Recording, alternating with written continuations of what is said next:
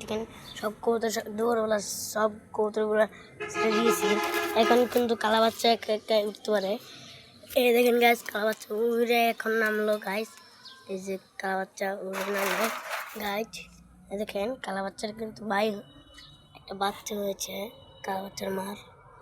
এই যে বাচ্চাটা গাছ দেখেছেন গাছ, কালা বাচ্চার মা আবার মা হচ্ছে, বাবা হচ্ছে।